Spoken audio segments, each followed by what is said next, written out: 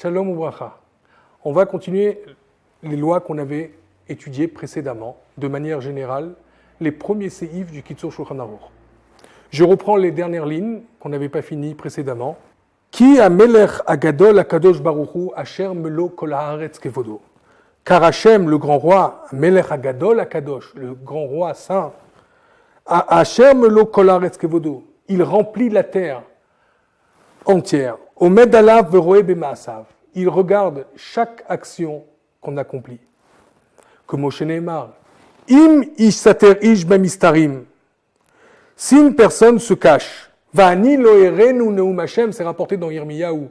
Est-ce qu'une personne elle peut se cacher dans un endroit et dire Akadosh Baruch Hu me regarde pas, Akadosh Baruch Hu fait pas attention à moi? Allo et hashamayim ve'et haaretz animale. Akadosh animale bevadai miyat tagia elav ha'yirah ve'achnaa. Akadosh Baruch Hu il dit est-ce qu'une personne elle peut dire moi je me cache dans un endroit et Akadosh Baruch Hu il va pas faire attention à moi? Mais je remplis le ciel et la terre, je remplis chaque endroit de l'univers. Est-ce qu'il y a un endroit où je peux me cacher? Quand une personne elle va prendre conscience de ces éléments-là, Miyat tagia elav ha'yirah ve'achna. Il va tout de suite avoir un respect, de l'humilité. Ve'achna mishum. Il va avoir de la retenue. Mipne Hashem itbarach ve'yevosh mimenu. Il va avoir de l'humilité et du respect devant Akadosh Baruch Hu, et il va avoir honte de lui, de tout son comportement. Le Kitzur a commencé, donc on le voit dans le premier séif, il parle de manière générale. Il nous donne une interface générale qu'une personne, de manière générale, elle a des lois qu'elle doit se comporter à la maison de la même manière qu'elle va se comporter chez un roi, voire plus, comme il dit le Kol Sheken, à plus forte raison. Ça, c'est de manière générale. Dans la deuxième partie, on va commencer à rentrer dans les détails de cette loi.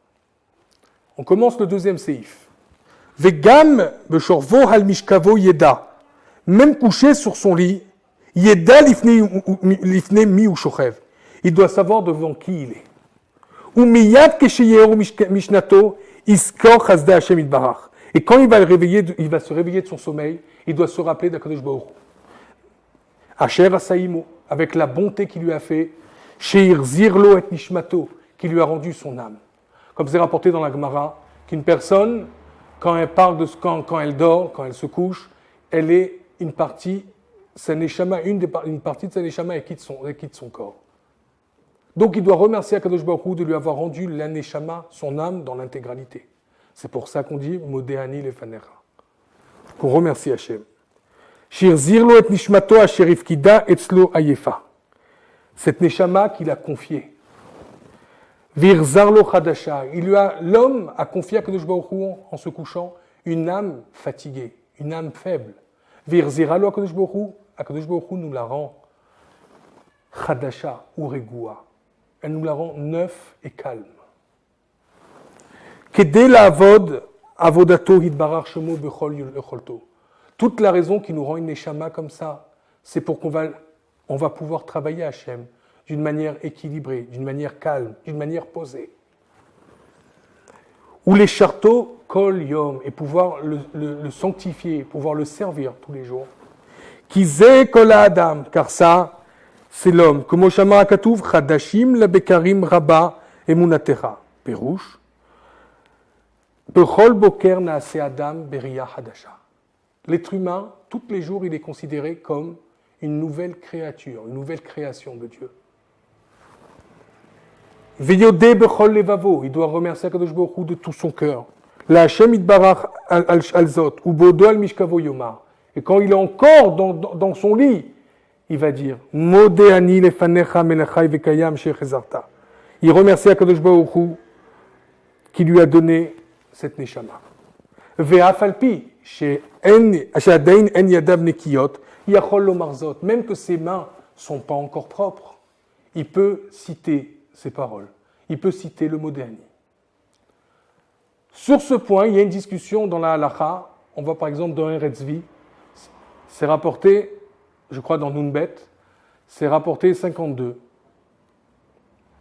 C'est rapporté, est-ce que le lachon ici, quand on parle que l'endroit il est propre, c'est forcément les mains qui sont propres? ou si je me trouve dans un endroit qui est sale, où il y a par exemple grave chez le rei. Du rei, c'est quoi? C'est des besoins. Je me trouve dans un endroit où il y a des besoins autour de moi, est-ce que j'aurai droit ou pas de dire le mot déani? Il y a une discussion. On voit a priori du Shulchan Aruch dans Siman Peh, c'est rapporté qu'une personne a le droit de dire Verachum, Vechanun dans le Bet Amechatz, dans une douche, où les personnes se sont dénudées. Donc, il y a une discussion à ce sujet-là. Veyapsik me'at ben tevat bechemla le tevat rabba. Il doit arrêter un petit peu, il doit avoir une petite pause entre le mot bechemla et le mot rabba.